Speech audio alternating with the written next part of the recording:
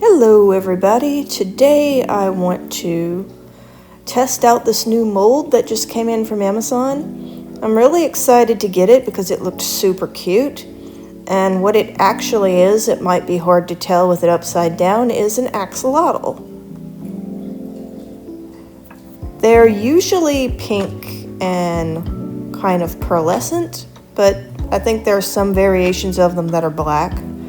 But anyway, they're an aquatic salamander, and they actually retain their juvenile characteristics for most of their life, which is super cute and super strange.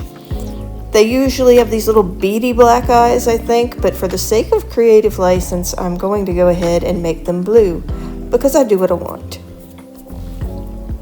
And I think it will look really good. So, fun fact, these guys are supposedly supposed to be named after some Aztec god that could turn into a salamander, if I'm remembering the lore correctly. Someone chime in the comments if I'm wrong.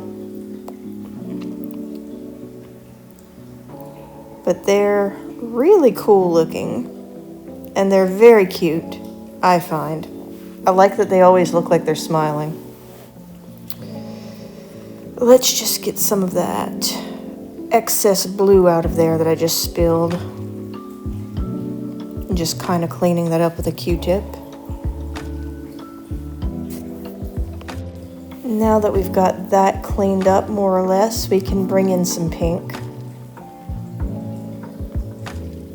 I know that their gills around their head are definitely pink.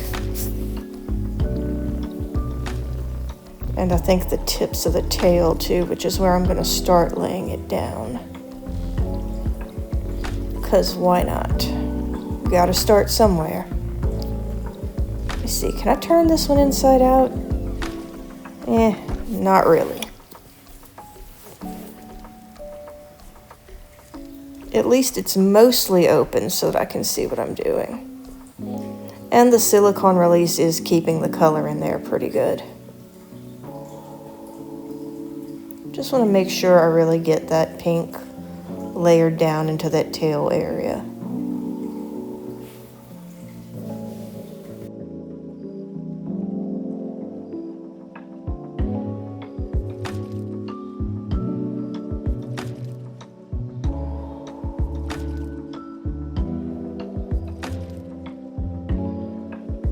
Now that looks good. We're going to get a little bit closer to the face here.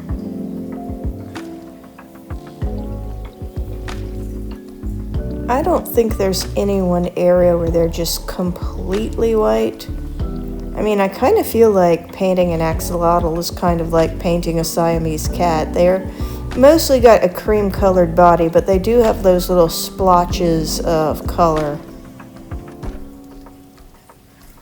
that are also present there. And with one of these molds that are kind of open like this, you can just flip them over and kind of spot check yourself to see where you are. Right now I'm trying to get them into the horns.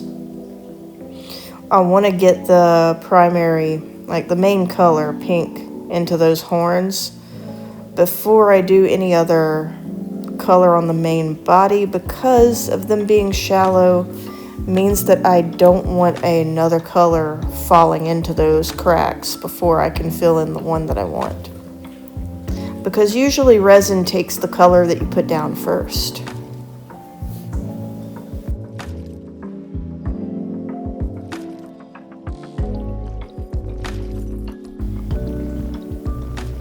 Now I'm just going to kind of flip that over and see what I've got, and that looks right. We've got the eyes, as you can see, where the eyes are supposed to be. We've got our horns that are painted pink the way they're supposed to be.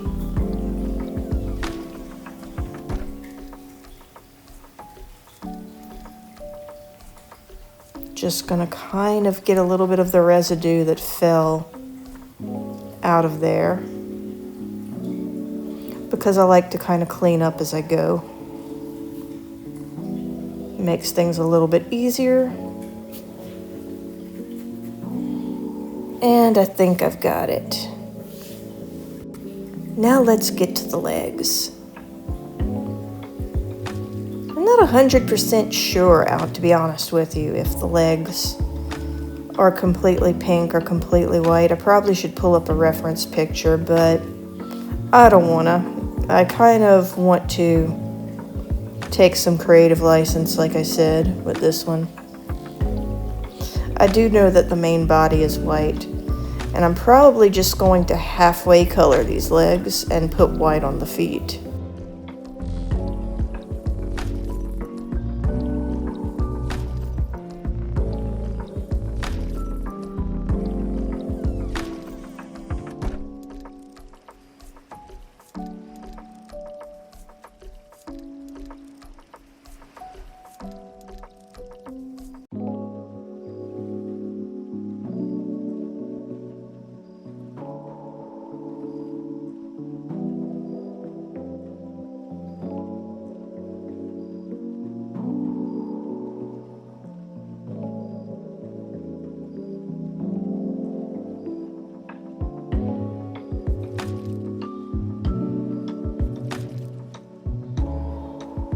And now we've got the main parts of the body where I wanted to lay the pink out. Let me see what whites I have available to work with. I think I'm going to go ahead and use this one. Haven't gotten to test it out. Oh, this is shiny. I think I'm going to like this one.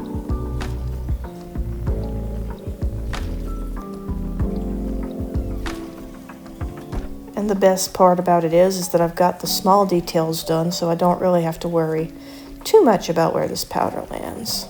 I can just kind of blend it in.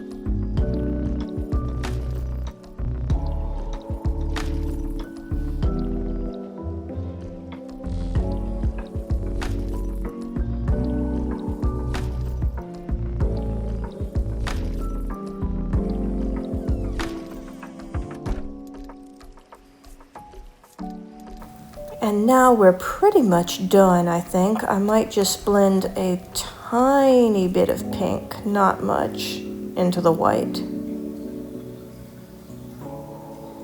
Just to give it a little bit more realism, because in real life we're not just uniform blocks of color. We do blend into other pigments, most living things. So I'm just going to touch that up.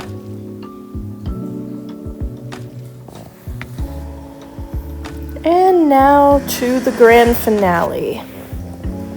I sped this part up a little bit because it was sticking a little bit. It's kind of tricky to demold with the tail being deep in there, but FYI, if you decide to buy this mold for yourself, it's a little bit easier if you can peel the tail back. And it's not completely solidified yet, so that's helping too. It's still a little bit bendy. And I think I'm going to take it out and remove it while it still is. Let's see if we can just start at the corner. Here it comes. Now just the horns out. Gills, horns. I think it's gills. There we go. How cute! That came out quite nice. Look at its big grin. Oh, that's adorable. So yeah, I really like this mold. Highly recommend it. I will drop a link in the comments section so that if you're interested in making your own axolotl, look at the tail. The colors blended very well. came out quite solid. But yes, I really like this mold. I enjoyed this. It's a fun little project. If you've stuck with me this far, go ahead and click the upvote button so that I can get some more views and show more people the cuteness that is the axolotl. Let's get him into a more scenic environment. In the meantime, like and subscribe, and I will see you in the next art story.